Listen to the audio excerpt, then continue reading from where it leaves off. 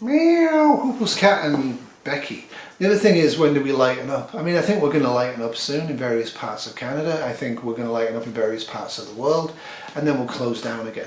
So we're going to have openings and closings, and I think this is going to go on for probably 6 months to 18 months, possibly even 2 years. It's looking very much like eradication of the virus in the community by containment and by quarantine is probably impossible. China's certainly seeing new cases, no, not a huge amount, but again, you can have 10, 15 new cases a day for 2 or 3 weeks, and then if you're unlucky, you get 1,000 the next day and 5,000 by the end of the weekend. So it's a very unpredictable virus, and the spread is very unpredictable. In terms of the economic damage, it's World War II. We need to ignore the economic damage, deal with the virus issue, save as many lives as we can using good old-fashioned nursing care, and make sure that the people who are laid off are supported reasonably well and are kept in contact with businesses that aren't allowed to go bankrupt or lose their homes or their firms, so when we can lift it up, people can go back to work swiftly and efficiently. And I think that's what's going to happen. So one of the fun things that happened to me at work was security called me and they'd seen 2 brown paper bags down in one of the lobbies, and when they looked into the bag they saw an orange container in each one, and one of them had marked on it, "Acid, caution, will burn skin." So they called me, because everybody calls me.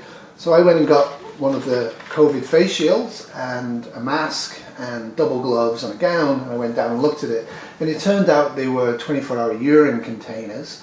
Because I've worn this, I decided to keep it because it hasn't really been contaminated. So this is what people are using, right? So you have on the face shield, the theory being that when they cough at you, it stops on the shield. As you can see, for people who've got big heads, it doesn't fully stop contamination anyway. And the other thing is the mask underneath is supposed to be protected on the outside by contamination from this.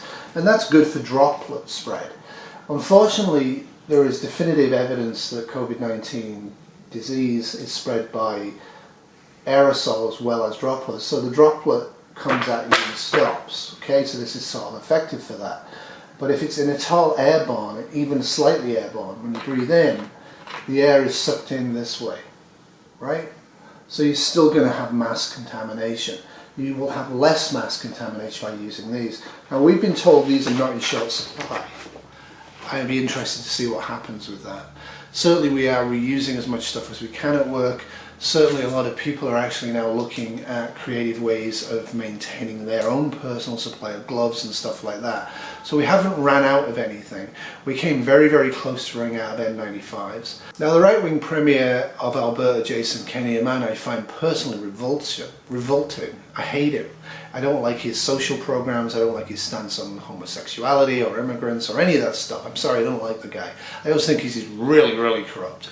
He actually spontaneously decided a few days ago, having discussed things with Alberta Health, that they had sufficient N95s to give 750,000 N95s to Ontario, Quebec and BC, the 3 provinces of Canada that are really affected by this in a severe way. That has saved our bacon in the short term. We're still trying to make the masks ourselves as fast as we can. I don't believe they've gone online yet. It's not as easy as people think it is to make stuff like this and distribute them, but we're going to need 1 million or more masks a day in Ontario alone as this goes on, and for how long I don't know.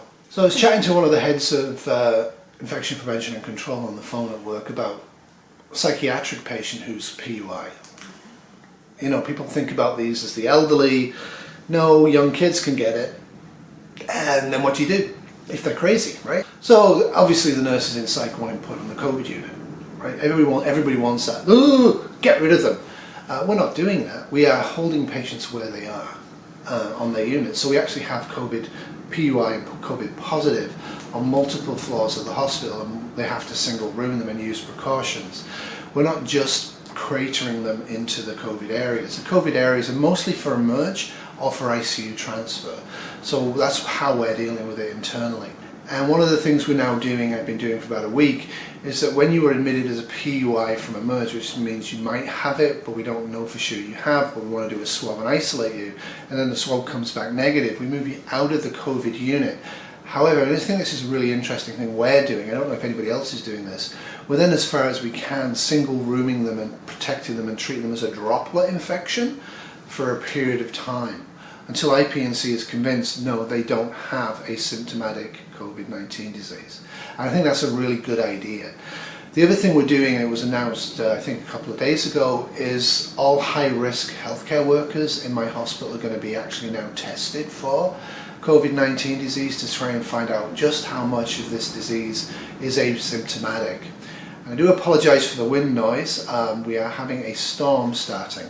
So that's one of the issues. Kitty will probably get swabbed. I don't think she's keen on it, but they might just do it on day shift. So that happens sometimes.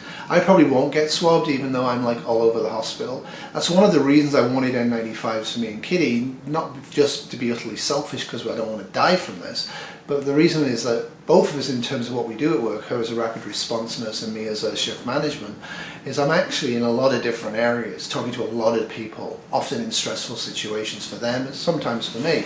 So I wanted to have adequate supply of N95, so if I am picking it up, I'm not transferring it to them. The other thing I want to talk about is ventilators. There's been a lot of stuff about that ventilation doesn't work for COVID-19, so why are we doing it? Why are we focusing on it?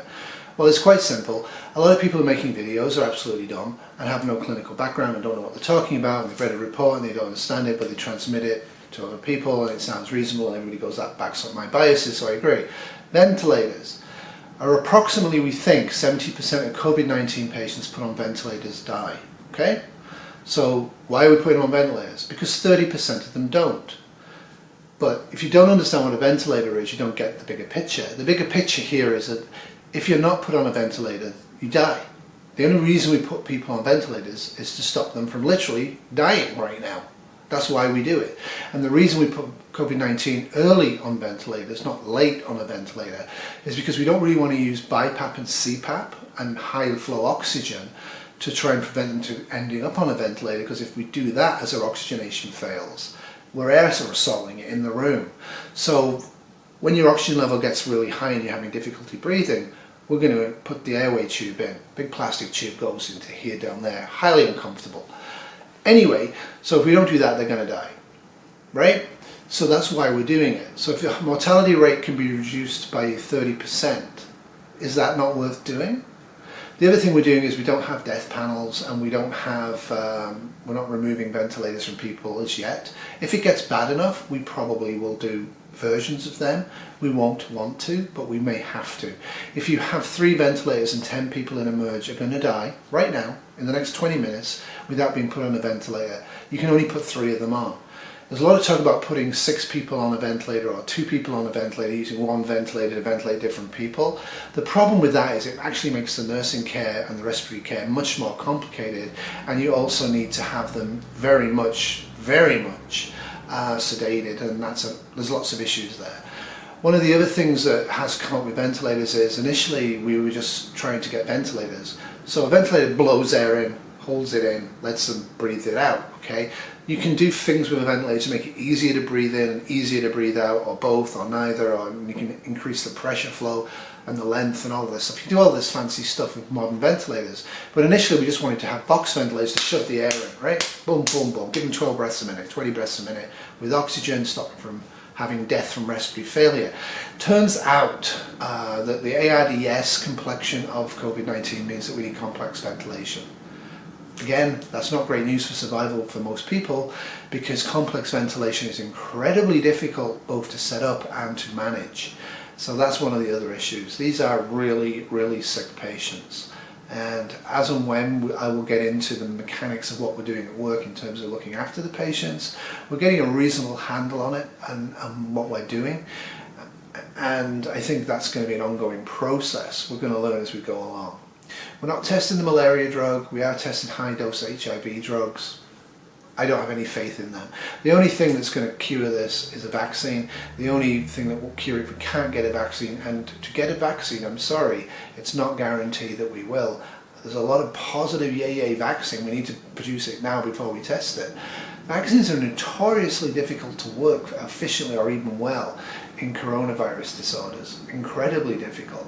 So I'm a bit reserved on that. The other thing is that enough people catch it that herd immunity occurs, and no longer is it becoming much of a spread because most people have already had it. 2 problems with that: we don't know if immunity will last. There's a suggestion it will not. The other problem with that, as I said from the Austrian thing, is the spread is not as dramatic as we thought it was in the community. Now that might sound like good news, it really isn't. It means that it's slowly spreading. So if we mass test everybody and mass isolate people, absolutely isolate them, we could stop this dead. But the only way we can stop it from reoccurring is if everywhere, all across the planet, does it at the same time. So I don't know, I can't see that happening. The other thing that happened, this is why Kitty's not doing the interview right now, is that her dad fell over doing the cat litter in his assisted living facility and knocked himself out for a period of a few seconds and was quite sick afterwards. So thankfully they're in the assisted living, so Dorothy hit her little button and the nurse came barreling up in 30 seconds. So they carted him off to the local hospital where we cannot visit him, where nobody can visit him. Even if he dies, you can't visit now in some of the hospitals. There's no visiting anywhere for anybody under any circumstances. My hospital is still allowing compassionate visiting for certain people, and I think that's probably what people should be doing, but people are scared. They're scared of getting infected from visitors, and I don't blame them. So I think he's going to be fine. He's having a CAT scan of his head and he's going to have his hip x-rayed, and we're just waiting to hear back from the hospital how he's going to be, and I'll update that as and when we get updates on that. So obviously it's very frustrating for us not being able to visit there and help him out, and it's very tough on his other daughter because she's so far away and she can't really just up sticks and leave. So that's what's going on. As Kitty said, this makes you really feel the struggle that people are going through, that the visitors are going through at home, the patients' relatives are going through. It really makes you feel that. We're still allowing some limited visiting into the COVID floors when people are about to die. I don't know how much longer we're going to do that for, but currently my hospital's doing that. Pretty much none of the other hospitals are doing it. So that's all the news that I have off the top of my head on Tuesday in April, just after Easter Monday. And like I say, I've got a few other things to do. I'll do a few other things and then I'll get back to work for 3 nights over the weekend. So I'm probably not going to do daily videos. I don't really have time, but I will keep the videos flowing. I think it's getting close to the time where I need to really actually do the home quarantine video. Because we had the house painted, Kitty's very much against me using duct tape to put up the plastic. And she's probably right, but I'm going to give you a good overview about where we're in our home, where the quarantine bed, where the quarantine room is, why it's there, and how I'm managing airflow and transition of infected and non-infected into and out of the room. For the majority of us, if Kitty's infected and has symptoms, pretty much so do I. And if I'm asymptomatic, I can probably assume by contact that I've got it. I would still barrier and quarantine myself from Kitty, and she would do the same for me, but realistically speaking, one has it, we both have it. So that's all for me and Becky. Bail long since flew off. Remember, in SHTF, tomorrow will always be worse than today unless you prep, and in a pandemic, tomorrow will always be worse than today, even if you prep, until it gets better. Toodles. Oh, man. So, very early on, oh, fuck. This was a Wonderful Cat production, 2020.